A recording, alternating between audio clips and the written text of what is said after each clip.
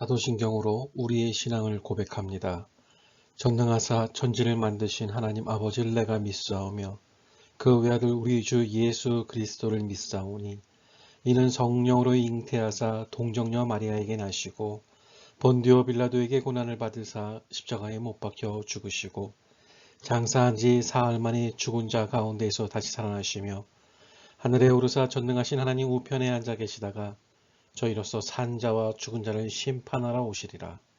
성령을 믿사오며 거룩한 공예와 성도가 서로 교통한 것과 죄를 사하여 주시는 것과 몸이 다시 산 것과 영원히 사는 것을 믿사옵나이다. 아멘.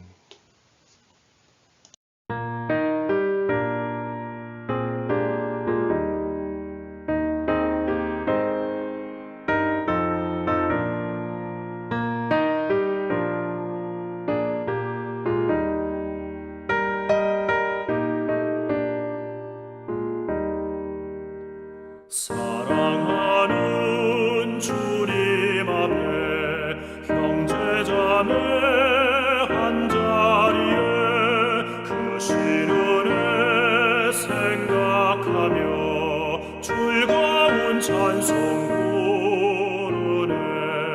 내 주 예수 본을 받아 모든 사람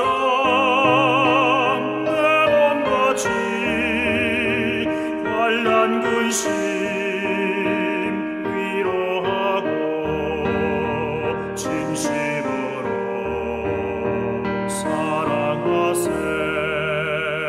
사랑하는 주님 앞에 온갖 충성 다 바쳐서 괴로우나 즐거우나 주님만 힘써서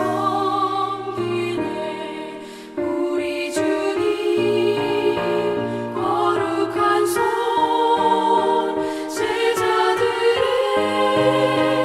벌을 씻어 남 섬기는 종의 도를 몸소에게 보이셨네.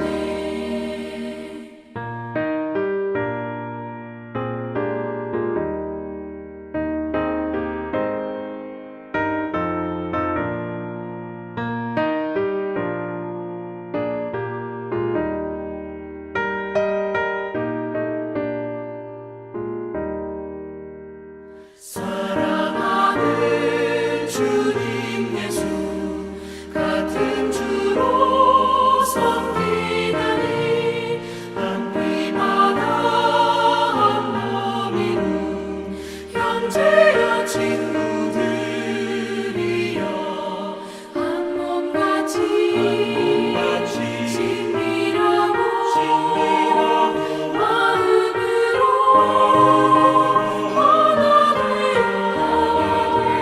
우리 주님 크신 뜻을 지성으로 준행하세.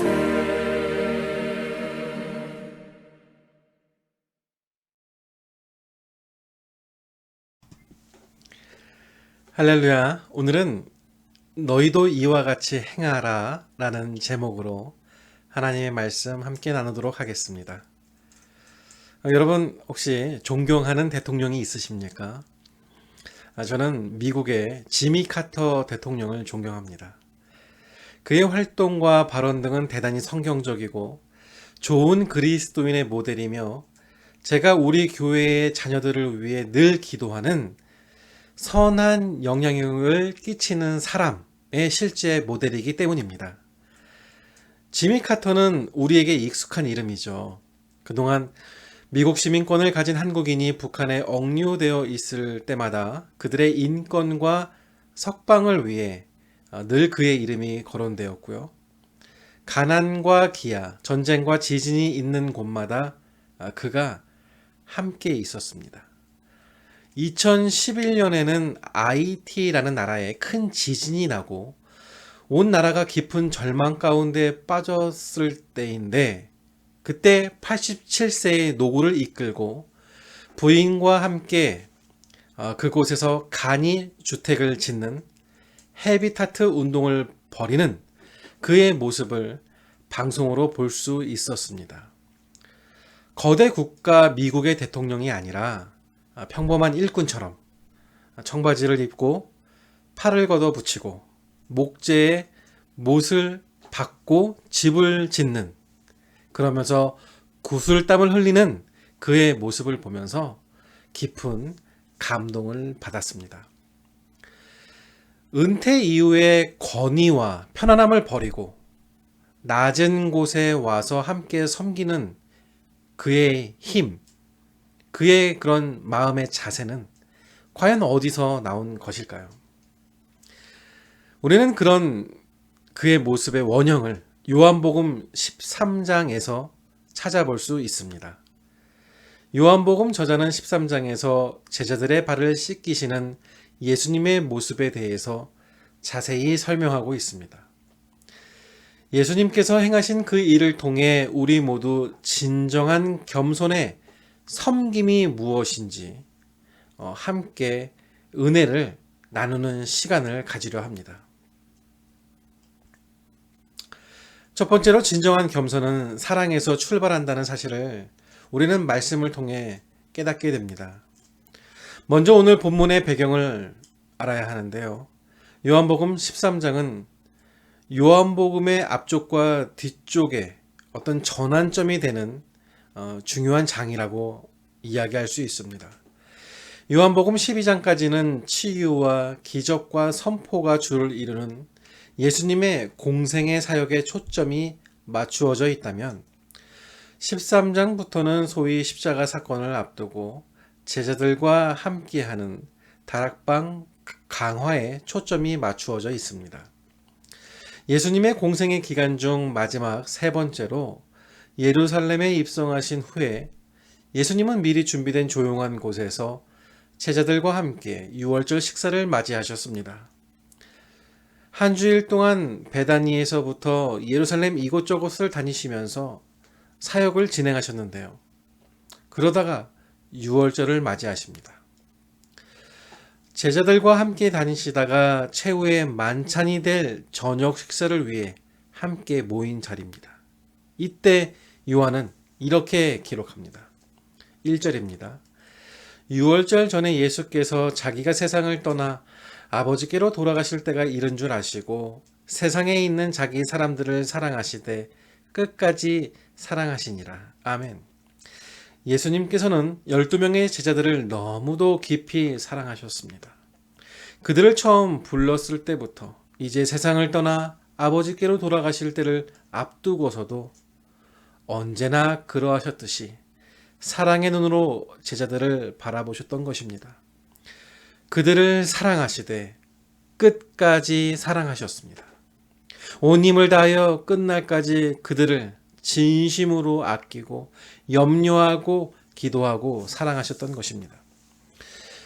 비록 오늘 저녁이 지나고 내일이 되면 그들의 죄뿐 아니라 온 인류의 죄를 담당하셔야 할, 또 유월절 어린 양으로서 모욕과 조롱 가운데 십자가에 못 박히셔야 할 내일을 알면서도 예수님께서는 전혀 표를 내지 않으셨습니다.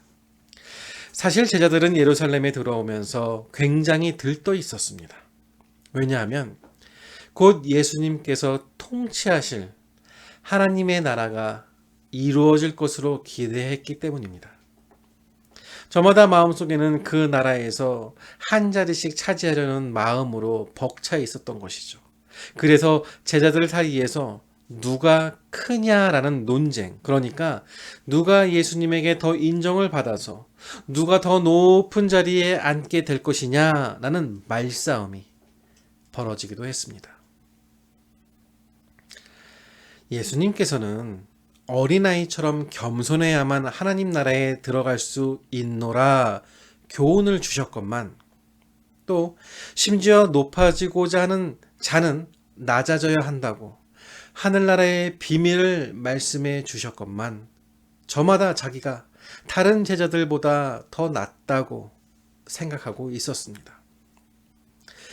유월절 식사 자리에 도착한 예수님과 제자들은 하루 종일 먼지와 이 흙길을 돌아다니더라 지쳐 있고 발이 더러워져 있었습니다. 게다가 그곳엔 그들의 이 발을 씻길 종도 없었습니다. 그들의 문화에 종이 없으면 그 자리에 가장 낮은 자가 남은 자들의 발을 씻겨야 하는데 제자들의 마음속에 이 자리 잡은 자존심 때문에 그 누구도 감히 다른 사람의 발을 씻길 엄두를 내지 못한 채 식탁에 비스듬히 기대어 서로 눈치를 봅니다. 바로 그때 예수님께서 겉옷을 벗으십니다. 허리에 수건을 두르고 문 앞에 있는 큰 양동이에 물을 떠다가 항아리에 담습니다. 그리고는 마치 종처럼 제자들 앞에 무릎을 꿇고 한 사람씩 그들의 발을 씻기시기 시작합니다. 제자들은 저마다 당황하기 시작합니다. 가까이 있는 제자부터 시작해서 닦아주시는데요. 마침내 가룟 유다 차례가 왔습니다. 요한은 이미 13장 2절에서 마귀가 벌써 시몬의 아들 가룟 유다의 마음에 예수를 팔려는 생각을 넣었더라 라고 보고합니다. 예수님도 이 사실을 분명히 알고 계셨습니다. 하나님의 계획을 이루시기 위해 자기를 배반하고자 하는 가룟 유다마저도 무릎을 꿇고 그의 발을 씻기신 것입니다. 예수님께서 한마디 하십니다. 내가 하는 것을 내가 지금은 알지 못하나 이후에는 알리라. 13장 7절의 말씀이죠. 예수님의 붙잡히심을 보고 뿔뿔이 도망갈 제자들을 아시면서도 자기를 3번 부인할 베드로를 아시면서도 십자가 아래서 주님을 모른 채 하고 멀찍이 떨어져 구경만 할 그들을 아시면서도 예수님은 그들을 사랑하셨던 것입니다. 조건부 사랑이 아닌 절대적인 사랑을 표현한 말씀이 바로 끝까지 사랑하시니라 라는 말씀입니다. 요한은 후일에 이렇게 기록을 하죠. 사랑하는 자들아 우리가 서로 사랑하자. 사랑은 하나님께 속한 것이 사랑하는 자마다 하나님으로부터 나서 하나님을 알고 사랑하지 아니하는 자는 하나님을 알지 못하나니 이는 하나님은 사랑이시니라. 아멘. 요한일서 4장 7절에서 8절 말씀입니다. 예수님께서 죽음을 앞두시고 그들에게 몸소 행동으로 보여주시고자 했던 이유는 하나님의 사랑을 경험하지 못하면 하나님을 알 수 없다는 것입니다. 그러므로 사랑하는 성도 여러분, 하나님을 알기 원하시고 하나님이 주시는 복으로 이 땅에서 천국 백성으로 살아가시길 원하십니까? 먼저 사랑하십시오. 먼저 하나님의 사랑을 달라고 기도하시고 그 사랑을 가지고 형제와 자매를 바라보면 우리는 저절로 그들을 위해 낮아질 수 있고 섬길 수가 있을 것입니다. 이런 예수님의 사랑이 저와 여러분에게 함께 하시기를 간절히 소원합니다.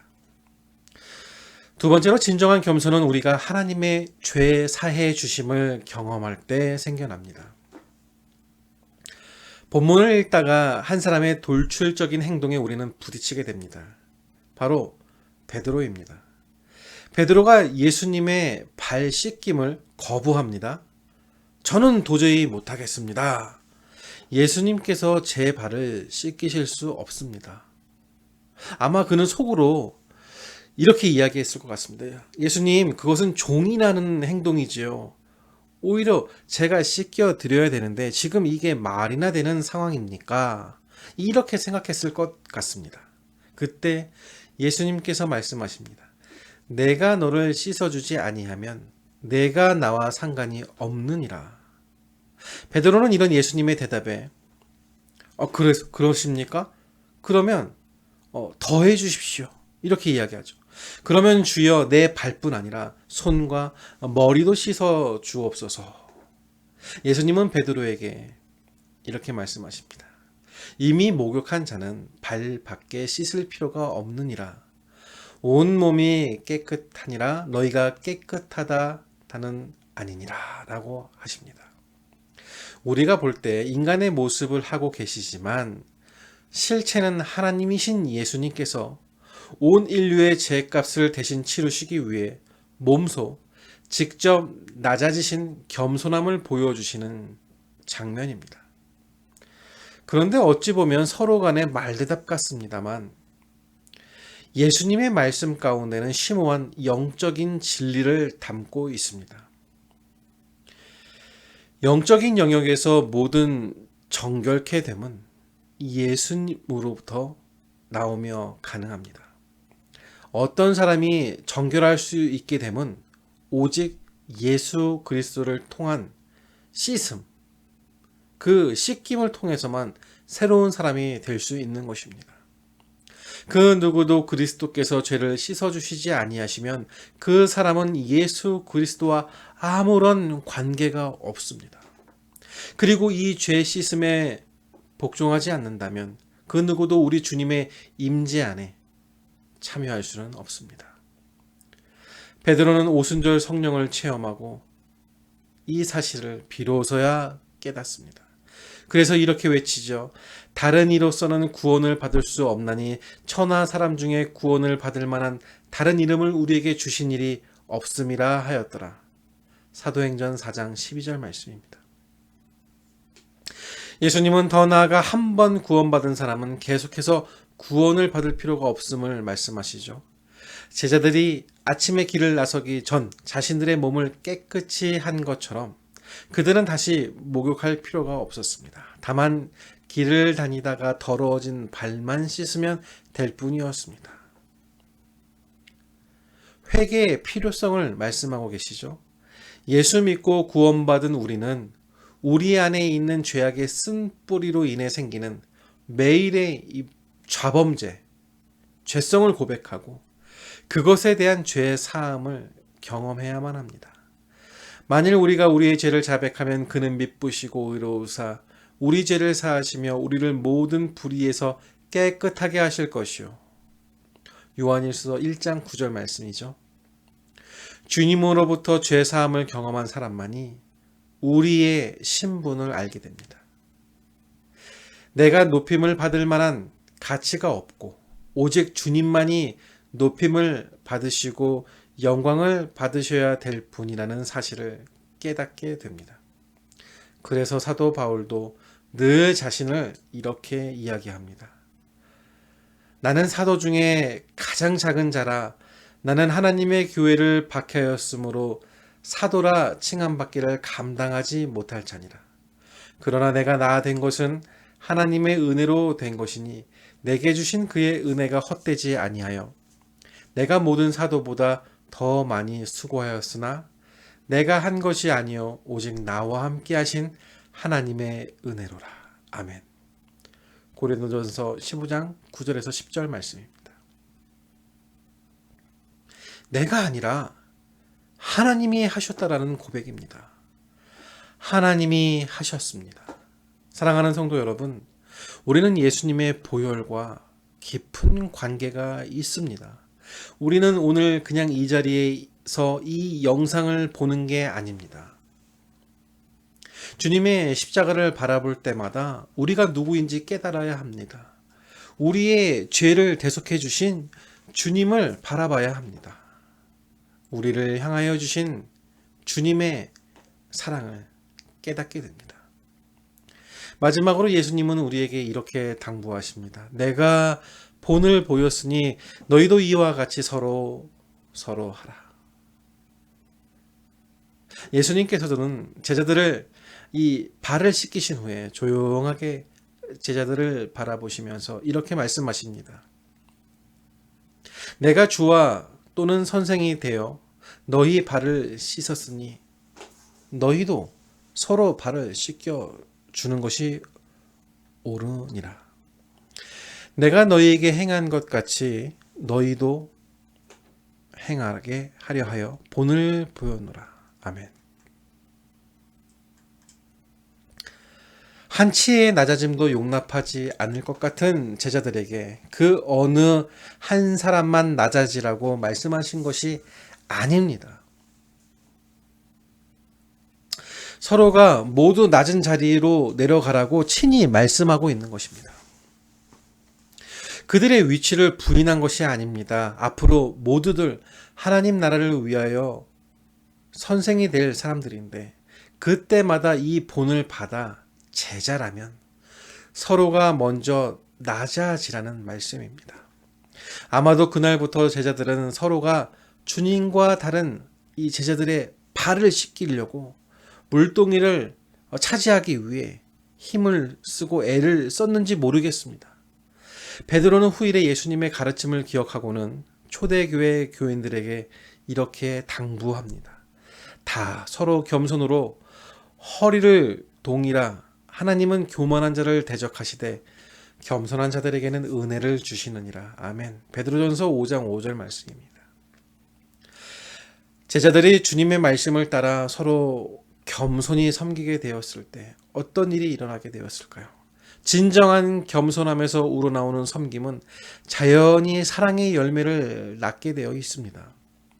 여러분 혹시 관계의 어려움 때문에 고민하십니까?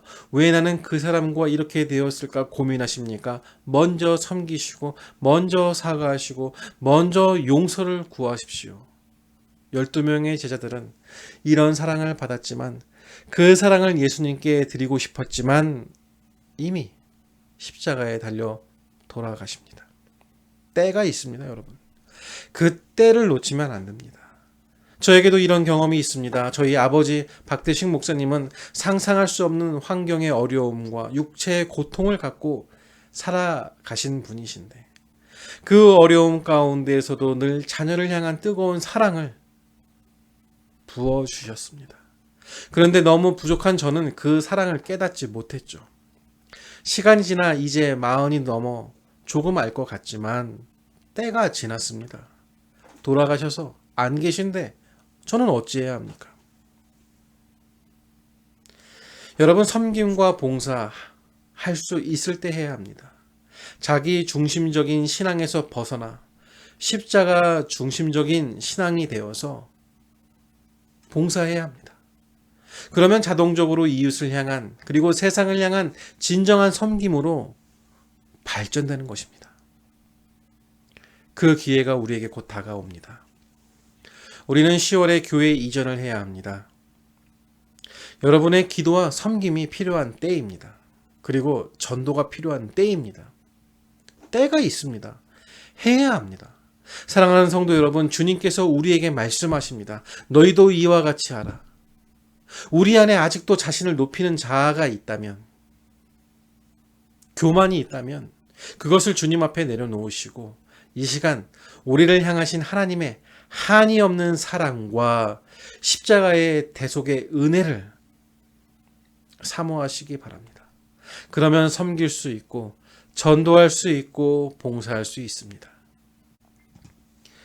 예수님께서도 무릎을 꿇고 낮아지셨듯이 우리도 무릎을 꿇는 마음으로 이제 높은 자리에서 낮은 자리로 내려가 종의 마음으로 우리의 주변을 기쁘게 섬겨야 합니다. 우리를 사랑하셔서 자기의 모든 것을 내려놓으신 예수님을 믿으십니까? 자신의 생명까지 내려놓으신 예수님을 믿으십니까? 그 예수님 때문에 하루하루가 살아갈 맛이 나는 인생 되시길 주님의 이름으로 이 시간 축원드립니다. 기도하겠습니다. 하나님, 오늘 말씀을 통해 진정한 사랑은 행동으로 나타나야 함을 몸소 보여주셨습니다. 그러면서 제자들에게 이런 삶을 살아야 한다고 가르쳐 주셨습니다. 먼저 섬기는 인생, 먼저 사랑하는 인생, 예수님의 말씀입니다. 하나님, 그동안 이렇게 살지 못한 우리의 인생을 용서하여 주시고 이제는 주님께서 원하시는 대로 이 땅 위에서 하나님의 백성답게 살아가는 인생 되게 하옵소서. 하나님, 이 시간 예배를 드리며 정성껏 준비한 헌금을 드립니다. 어려운 상황 속에서도 사업과 직장의 수입을 가지고 주님 앞에 구별하여 드리오니 11조와 각종 헌금을 받으시고 그 느린 손길 위에 하늘 축복을 허락하여 주시옵소서. 이 헌금으로 교회 운영에 또 전도에 선교에 귀하게 사용되게 하시고 저희 교회가 10월이면 교회 이전을 해야 하는데 합당한 곳으로 허락하여 주시기를 믿음으로 기도드립니다.